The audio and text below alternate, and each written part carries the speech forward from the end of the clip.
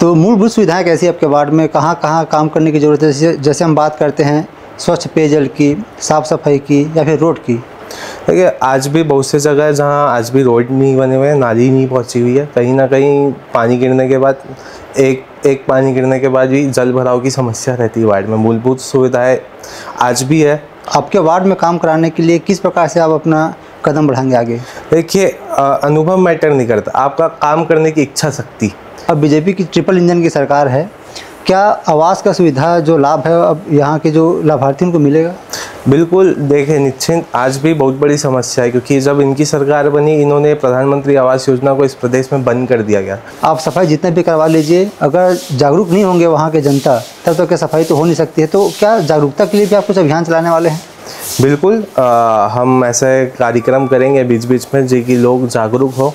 और देखो, साफ़ सफाई तो होती है, लेकिन कहीं ना कहीं हमारे लोग जागरूक नहीं है कि आप साफ सफाई किया उसके बाद कचरा फेंक देते हैं। लेकिन पार्षद तो कांग्रेस के भी रहे हैं, तो उनका भी कहना था कि इस बार हमें पक्षपात पूर्ण व्यवहार नहीं किया जा रहा है। तो देखिए, हमारे विधायक राजेश मूरत जी वो डेवलपमेंट से कभी कोई समझौता नहीं करते। राजधानी रायपुर में चुनावी दौर खत्म हो चुका है। नगर निगम जो परिणाम है, चुनावी परिणाम आ चुके हैं। जो प्रत्याशी हैं, जो जीतने वाले हैं, वो जीत कर शपथ ग्रहण भी कर चुके हैं। अब बारी आती है जो किए गए वादे हैं उसको पूरा करने की। नमस्कार, आप देख रहे हैं TNR न्यूज़ का खास कार्यक्रम तुहर पार्षद तुहर सवाल, और मैं हूं आपके साथ रुपेश ठाकुर। हम लगातार अलग अलग वार्डों में घूम रहे हैं, पार्षदों से चर्चा कर रहे हैं और जानने का प्रयास कर रहे हैं कि आने वाला 5 साल में किस गति से काम होगा और किन किन क्षेत्रों में ज़्यादा काम करने की ज़रूरत है। आज हमारे साथ मेहमान हैं अमन ठाकुर जी, जो पहली बार पार्षद बनकर आए हैं, और रामकृष्ण परमहंस वार्ड से, जो वार्ड नंबर 20 कहलाता है, उसे पार्षद। आपका बहुत बहुत स्वागत है। बहुत बहुत धन्यवाद भैया। हमारे कार्यक्रम का पहला पड़ाव रहता है महोदय कि हम जानना चाहते हैं कि जो हमारे साथ मेहमान हैं वो कौन है, कैसे राजनीति में, शिक्षा दीक्षा कैसी है, उसका फिर आगे बढ़ेंगे चर्चा में। अच्छा, मेरा पूर्व में मैं विद्यार्थी परिषद में रहा हूँ। छात्र जीवन से ही छात्र राजनीति करते हुए अनेक दायित्व में रहा हूँ विद्यार्थी परिषद में। पहले पश्चिम भाग का अध्यक्ष रहा, फिर वो महानगर का महामंत्री, महाविद्यालय प्रमुख, प्रदेश कार्यकारिणी सदस्य, और उसके बाद फिर मैंने 2021 में आदरणीय गोविंदा गुप्ता जी जिला अध्यक्ष के बॉडी में, युवा मोर्चा की बॉडी में जिला कार्यकारिणी सदस्य, और 2023 में युवा मोर्चा जिला मीडिया प्रभारी का दायित्व रहा है। और अभी वर्तमान में पार्टी ने मुझे वार्ड क्रमांक 20 से प्रत्याशी बनाकर भेजा था, और सभी कार्यकर्ताओं के मेहनत से आज मैं उस वार्ड में जीत कर आया हूँ। जी, जहाँ तक हमें जानकारी है, आपका कोई राजनीतिक बैकग्राउंड नहीं रहा है आपके परिवार का, तो आपका राजनीति में आना क्या स्कूल के टाइम से आपके मन में चल रहा था कि कोई आपको मोटिव, क्या कोई इनकरेज किया? मैं जब कॉलेज में एडमिशन लिया तो मुझे विद्यार्थी परिषद के बड़े भैयाओं से संपर्क हुआ। उसके बाद मैंने विद्यार्थी परिषद गया, विद्यार्थी परिषद में समय दिया, और उसके बाद मेरा इंटरेस्ट कहीं ना कहीं छात्र जीवन के साथ साथ सामाजिक क्षेत्र में काम करने का रहा है। और सामाजिक जीवन में काम करते करते मैंने युवा मोर्चा ज्वाइन कर लिया। जी, किनको देखकर आप राजनीति में हैं? आपके राजनीतिक गुरु कौन हैं? मेरे वैसे राजनीतिक गुरु है स्वामी विवेकानंद जी। मैं स्वामी विवेकानंद जी के आदर्शों में चलते हुए और उनके जो मार्गदर्शन, जो इस देश को कैसे विश्व गुरु बनाया जाए, उस राजनीतिक उनको मतलब स्वामी विवेकानंद जी के आदर्श में चलते हुए राजनीति में आया हूँ। जी, बहुत कम उम्र आपकी है, राजनीति में आप पहला पड़ाव जिसे बोलते हैं राजनीति में आने के लिए, पार्षद, उसमें आप सफलता हासिल कर लिए हैं। क्या आप शुरू से मान के चल रहे थे कि मुझे आगे जाकर राजनीति में अपना करियर बनाना, कि आपके आप ही दूसरा किसी फील्ड में आप जाना चाह रहे थे? नहीं, मैंने कभी सोचा नहीं था कि मुझे पार्टी ने इतनी बड़ी जिम्मेदारी प्रत्याशी बनाकर वार्ड क्रमांक 20 में भेज देगी, क्योंकि मैं तो सिर्फ जो जिम्मेदारी पार्टी के द्वारा दी जा रही थी, मैं सिर्फ वो जिम्मेदारी को निभाता चला गया, और पार्टी ने मुझे इतनी बड़ी जिम्मेदारी दी। कहीं ना कहीं मैं शीर्ष नेतृत्व को धन्यवाद दूंगा, और अपने आदरणीय राजेश मूरत जी को, अपने नेता आदरणीय राजेश मूरत जी को धन्यवाद दूंगा। जी, शंकर मेनन यहाँ से पार्षद थे, कांग्रेस के पार्टी से आते हैं वो। आप पहली बार चुनाव लड़ रहे थे, आपके दिमाग में क्या चल रहा था? हार जीत का जो तनातनी रहती है, क्या चल रहा था? देखिए, निश्चिंत श्री कुमार मेनन जी इस क्षेत्र के बहुत बड़े पार्षद रहे। वो 3 वार्ड से पार्षद रहे, चुन के आ चुके, और 3 बार के पार्षद रहे। और मुझे पूरा भरोसा था अपनी पार्टी के कार्यकर्ताओं पे। अगर हमारे पार्टी के कार्यकर्ताओं ने पिछले कार्यकाल, जो भूपेश बघेल की जो कार्यकाल थी, उस कार्यकाल को उखाड़ फेंका, तो श्री कुमार मेनन जी को भी, मेरे को इतना भरोसा था अपने कार्यकर्ताओं पे कि ये गढ़ को भी उखाड़ के फेंकेंगे। जी, चुनौतियाँ आपके सामने क्या थी? चुनौतियाँ बहुत हैं।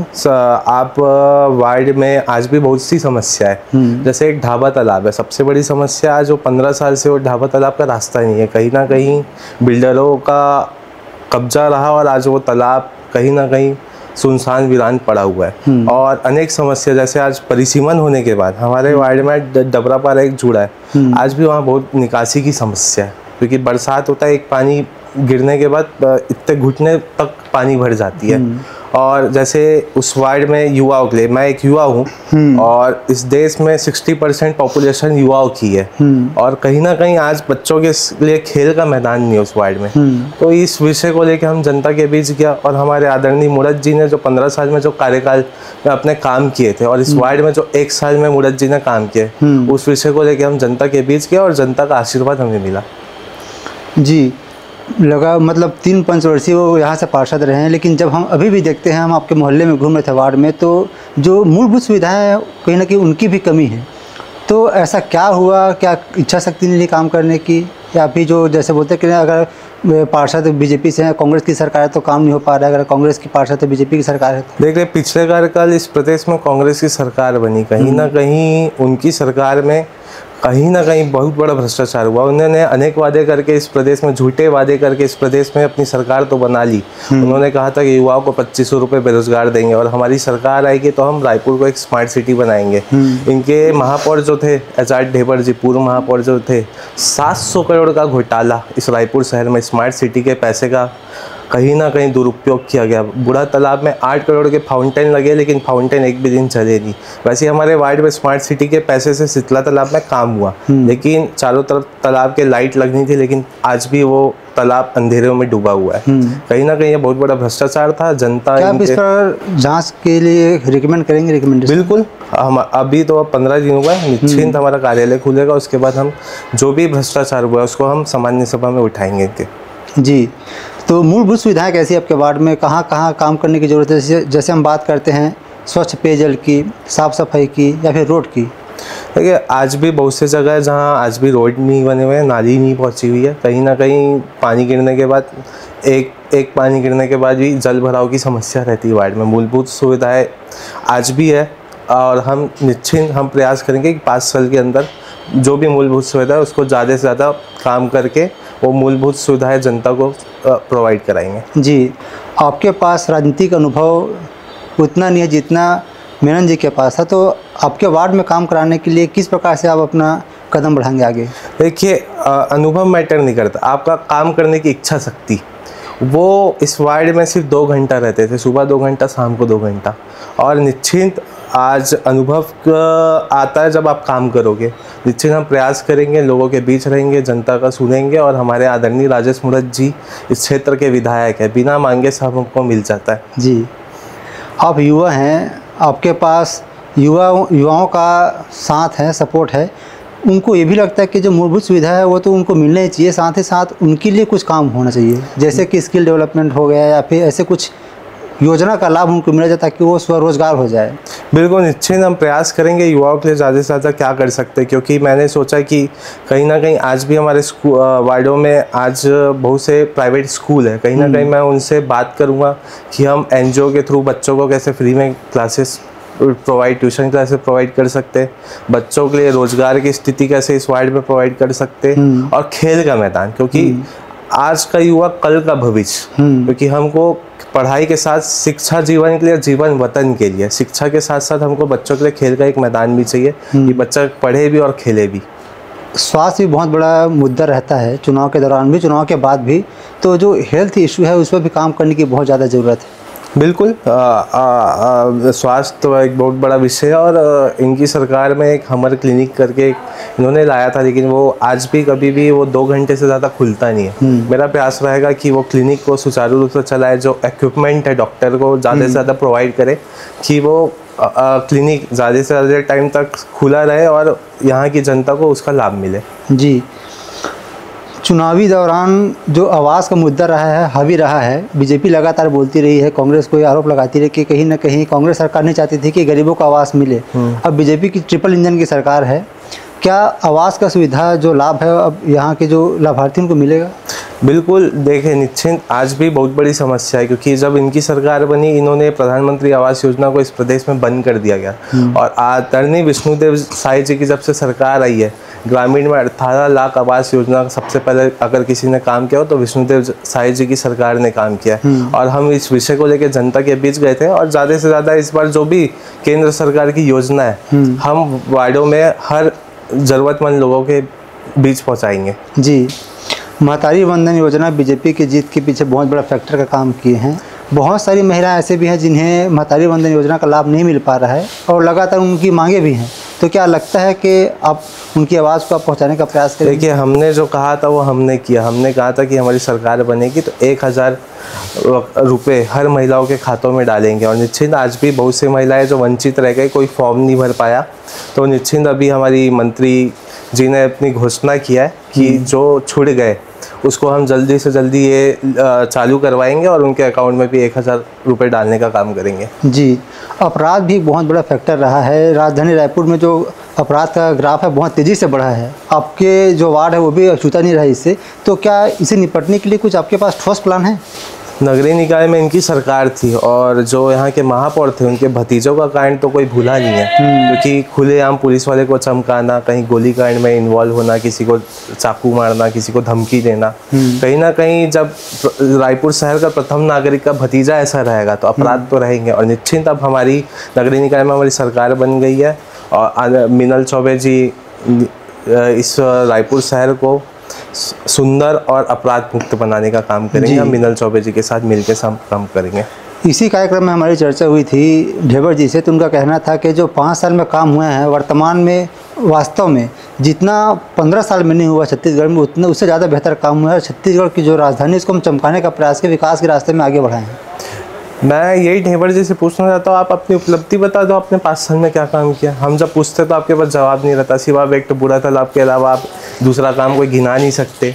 और इनकी सरकार जब थी, यहाँ के पूर्व विधायक थे विकास उपाध्याय जी, उनकी 20 करोड़ की उपलब्धि इस रायपुर पश्चिम विधानसभा में नहीं है। आज हम उनसे उनकी उपलब्धि पूछ देंगे 20 करोड़ की क्या उपलब्धि है। जब हमारी सरकार थी, जब आदरणीय मुड़त जी 15 साल जब डॉक्टर रमन सिंह जी की सरकार थी और क्षेत्र के विधायक आदरणीय मुड़त जी थे, तो हमारे पास इतनी उपलब्धि है, चाहे नालंदा परिसर हो, इंटरनेशनल स्विमिंग स्टेडियम हो, इंटरनेशनल हॉकी स्टेडियम हो, आपका कोटा गुड़िहारी मार्ग, कोटा से चौबे कॉलेज जाने वाला अंडर ब्रिज हो, कोटा रोड वीरान पड़ा रहता था, 7 बजे के बाद कोई गुजर नहीं सकता था। चाहे हमारे पास उपलब्धि गिनाने के लिए इतने कि अभी मैं गिनाना स्टार्ट करूँगा तो रात हो जाएंगे। उनकी उपलब्धि बता दे तो आज भी वो 20 करोड़ का एक उपलब्धि नहीं बता सकते इस रायपुर पश्चिम विधानसभा में। ऐसा पहली बार हुआ है जब नगर निगम चुनाव में 70 वार्डों में 60 वार्ड की पार्टी जीत कर आए हैं। बीजेपी को इस बार मैंडेट बहुत अच्छे तरीके से मिला है, तो क्या इस मैंडेट को काम में कन्वर्ट कर पाएगी? जो मीना चौबे इस बार महिला महापौर है बनकर आई है, कितना कुछ काम कर सकती है, क्या लगता है? देखिए, आज तो अब इस प्रदेश में ट्रिपल इंजन की सरकार है, पैसे की कोई कमी नहीं। और आदरणीय मिनल चौबे जी के नेतृत्व में हम रायपुर को स्मार्ट सिटी का दर्जा दिलाएंगे। चाहे वो मिनल चौबे जी के साथ सहयोग करके हम पूरा प्रयास करेंगे कि इस रायपुर शहर को सुंदर और स्वच्छ बनाए। बहुत सारी योजनाएं चलाई जा रही हैं राज्य सरकार के द्वारा, केंद्र सरकार के द्वारा, लेकिन उनका लाभ जिनको मिलना चाहिए उन तक अभी तक पहुंच नहीं पाया है, जिससे कहीं ना कहीं उनको जो आर्थिक विकास में बाधा पहुंच रही है। तो पिछले 5 साल इनकी सरकार इस प्रदेश में थी, जो भी केंद्र सरकार की योजना आती थी इनकी पार्षद थे वो जनता के बीच नहीं पहुंचाते थे। और निश्चित अब हमारी सरकार है, ट्रिपल इंजन की सरकार है, तो हम जो भी योजना केंद्र सरकार और राज्य सरकार की रहेगी हर मूलभूत सुविधा जनता के बीच पहुँचाने का काम करेंगे। मैं फिर मूलभूत पर आना चाहूँगा। जो गंदगी रहा है, जो गंदगी है वार्डों में, वो सबसे बड़ा सिर दर्द बना हुआ है। आप सफाई जितने भी करवा लीजिए, अगर जागरूक नहीं होंगे वहाँ के जनता तब तक क्या सफाई तो हो नहीं सकती है। तो क्या जागरूकता के लिए भी आप कुछ अभियान चलाने वाले हैं? बिल्कुल, हम ऐसे कार्यक्रम करेंगे बीच बीच में जी कि लोग जागरूक हो। और देखो, साफ़ सफाई तो होती है, लेकिन कहीं ना कहीं हमारे लोग जागरूक नहीं है कि आप साफ सफाई किया उसके बाद कचरा फेंक देते हैं। निश्चिंत हम इसके बीच जनता के बीच जाएंगे और उनको जागरूक करने का काम करेंगे। और ये रायपुर शहर हमारा और उनका शहर है। देखिए, व्यक्ति आएंगे जाएंगे, सरकार आएगी जाएगी, लेकिन रायपुर वही रहेगा, रायपुर वहीं रहेगा। तो हम लोगों को जागरूक करेंगे कि ये शहर उनका है और निश्चित हम प्रयास करेंगे कि कैसे अपने वार्ड को रायपुर शहर में सबसे स्मार्ट वार्ड बनाने का काम करें। जी, हम अलग अलग वार्ड के जो पार्षद हैं उनसे चर्चा करते हैं और जो आम जनता है उनसे भी चर्चा करते हैं। तो पार्षदों का ये शिकायत रहता है कि अभी जैसे इससे पहले विकास उपाध्याय जी थे विधायक यहाँ से, लेकिन जो बीजेपी के पार्षद थे उनका कहना था कि हमारे वार्ड में काम देते नहीं, कुछ पैसा रिफंड हमें करते नहीं, रिफंड नहीं करते नहीं। अभी आपके पास राजेश मूणत जी है, तो एक साल में कितना कुछ हो पाया? क्या लगता है कि जो भी हालांकि चुनाव अभी हुआ है लेकिन पार्षद तो कांग्रेस के भी रहे हैं, तो उनका भी कहना था कि इस बार हमें पक्षपात पूर्ण व्यवहार नहीं किया जा रहा है। तो देखिए, हमारे विधायक राजेश मूणत जी वो डेवलपमेंट से कभी कोई समझौता नहीं करते। अगर उनके इस विधानसभा में 20 वार्ड है जिसमें 3 पार्षद उनके बन के आए, लेकिन मूणत जी कभी डेवलपमेंट से समझौता नहीं करते। जो भी अगर जनता की मूलभूत सुविधा को लेकर अगर उनका पार्षद हमारे विधायक जी के पास जाएगा तो निश्चित वो पूरा करेंगे। जी, आने वाले 5 साल में आप अपने वार्ड को किस प्रकार से देखना चाहते हैं? क्या क्या ऐसे इंफ्रास्ट्रक्चर या फिर जो क्षेत्र है जिसमें आप काम करना चाहते हैं, आपका सोच क्या है कि कैसा वार्ड देखना चाहते हैं 5 साल के बाद? देखिए, हमारा उद्देश्य यही है कि रायपुर शहर में वार्ड क्रमांक 20 रामकृष्ण परमहंस वार्ड को कैसे स्मार्ट वार्ड बनाए। और जैसे कि अभी शासकीय महाविद्यालय आदरणीय मूणत जी ने सौगात दे दिया इस वार्ड को 4.5 करोड़ की लागत से। हमारे वार्ड में शासकीय महाविद्यालय आ रहा है, 2 महीने के बाद उसका भूमि पूजन हो जाएगा। और यहाँ 3 तालाब है, 3 तालाब का हम सौंदर्यीकरण करेंगे, तीनों तालाब को स्वच्छ और सुंदर कैसे बनाए।